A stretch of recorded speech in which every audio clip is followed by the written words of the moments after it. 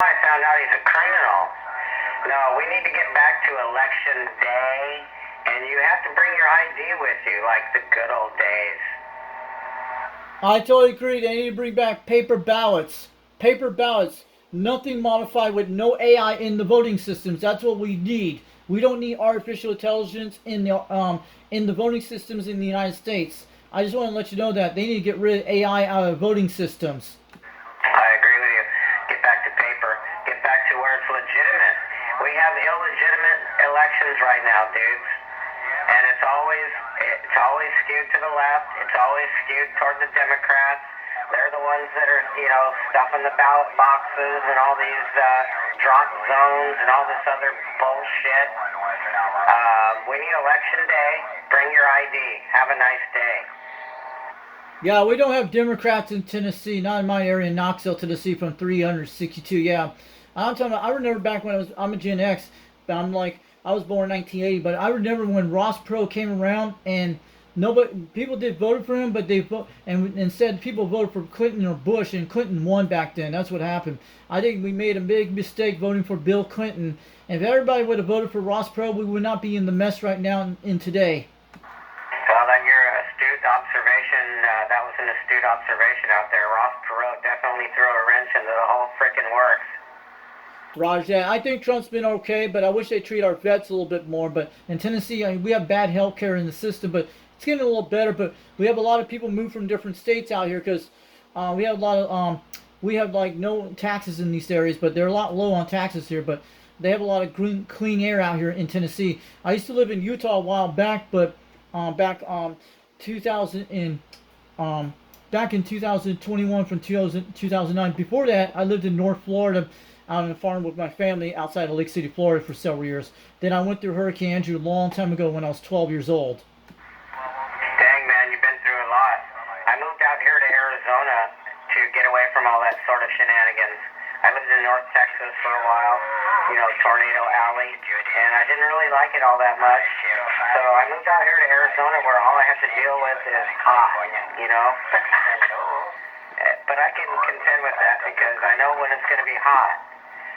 So, that's why I moved out here to the desert. There's relatively, there's no earthquakes, there's no tornadoes, there's no, other shenanigans weather-wise out here, so, other than heat. Yeah, There you go, 45, 47. Hey, 45-7 Arizona. This is 362 Knoxville, Tennessee. Yeah, I hear you last night, right now. Man, conditions not been all the great today, but they're finally coming back. I've been making contacts to California and mostly Mexico today. That was it, but we had Australia come in. I'm on an old President Madison radio. I just didn't got long to go.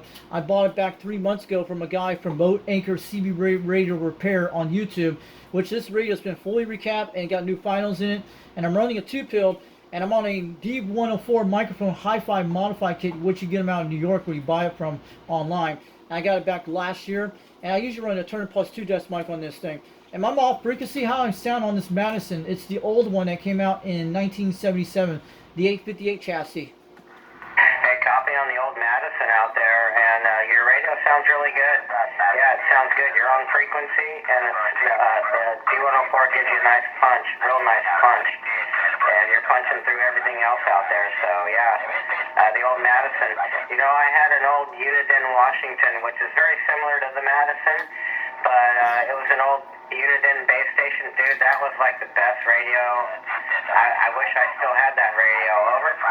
Roger that, and this Madison is good shape. I paid about $340 for this and free shipping. The guy cost $60 sent all the way from California. This came from Central California, this base station I got, the Madison. It's in top shape, and I would never get something that good for a good deal with fully recap. It's been done by Jeb's Electronics. Someone did it, and I got lucky. I saved all my Christmas money and my birthday money from last year, and I finally got the radio I wanted, but I have other radios besides this one. My YouTube channel is Foxman362 World Radio on YouTube, and I have a lot of videos on this Madison. It's finally made the trip to Australia during about 3 weeks ago, so it made its 9,000 mile trip. I have an old Grant which I need repairs, and I have a Cobra 139 base station from the 70s, which has one of those Betacom switchers in it with a 40 channel modify system, and it works all the channels except channel 30 up to 35. It doesn't work, so This D104 blew it out about a year ago, which on that Code 139, and I brought it back with a Turner Plus 2. So these things don't like modified crystal chip systems. They like original systems. So, but this is a hi-fi modified kit. I bought the element off of this guy out in New York called W2ENY, and he makes these things for all kinds of microphones. So far, this thing is doing quite good on this old Tug 8 model.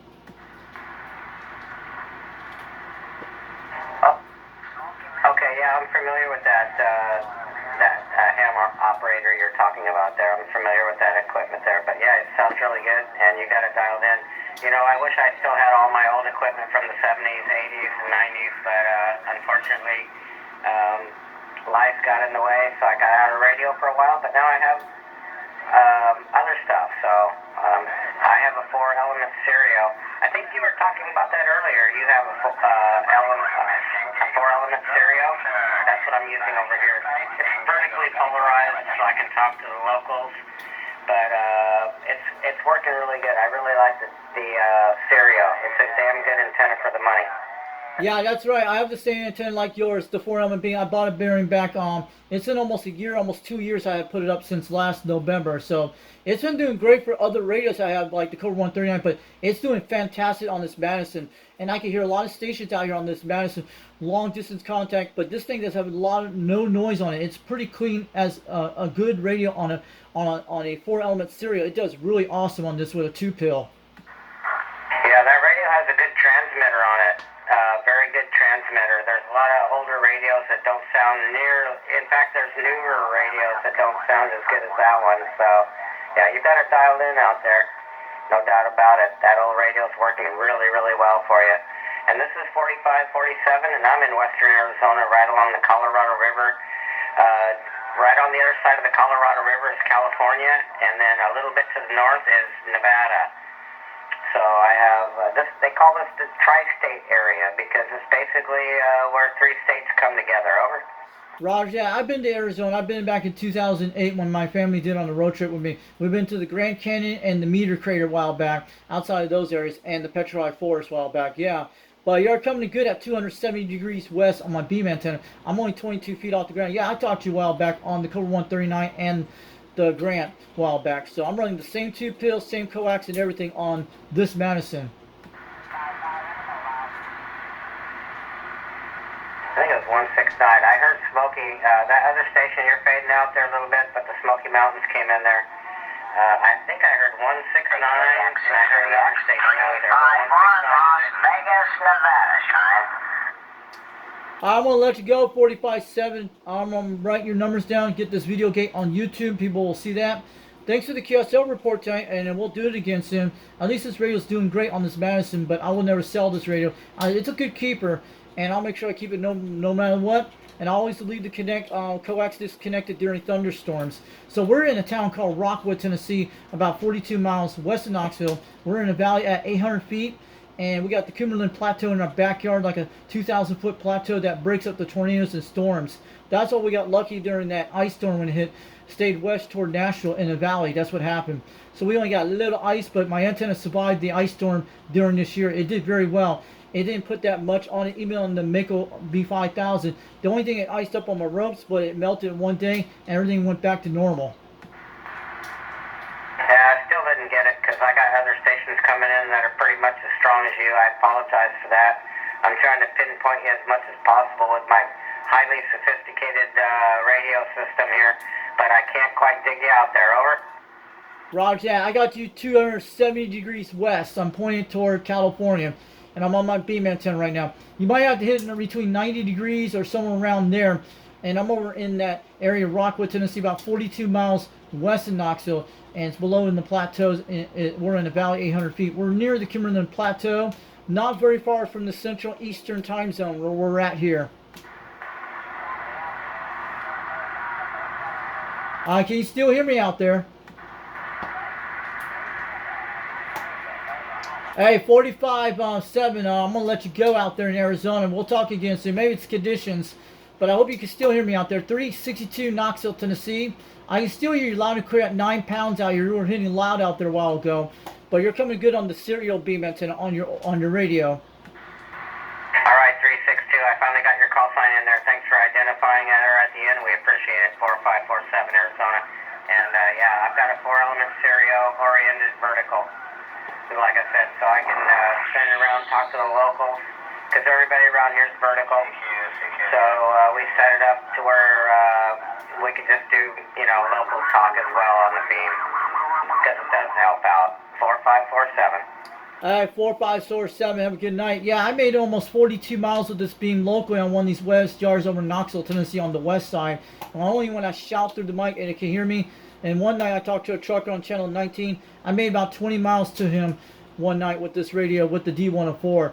And it was pretty good for local talk too. And sometimes some guys can hear me about 40 miles away on this beam antenna. All right, I'm going to have a good night out there, 457, out there in western Arizona. Have a good night. 73 from Knoxville, Tennessee, from 362. And we'll put this video gate on YouTube tonight on Foxman 362 World Radio on YouTube. And people will see that out there, how you sound like on the Madison. We'll catch you later off the keys. 73, have a good night. Have a great weekend this week. Maybe the conditions are going to get better by the end of this week. Huge difference, even with DX. So, height is huge. 4547. All right, have a good night out there, 457, out there in Arizona. 362, Knoxville, Tennessee, 73.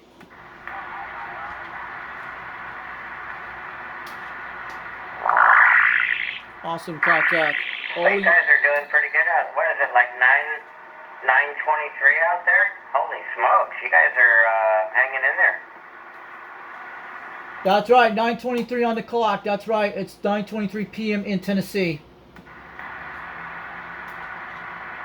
Yeah, Tennessee, you're not quite as strong now on that radio. It's probably conditionals.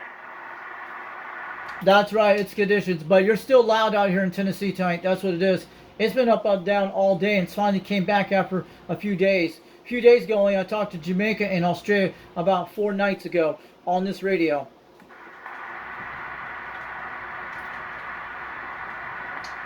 All right, have a good night out there. Thanks for the QSL report. At least my radio's not off frequency. 362 Knoxville, Tennessee, 73. We'll catch you later off the key. All right, see you later, 362-4547 Arizona. That was beautiful, guys. Awesome contact.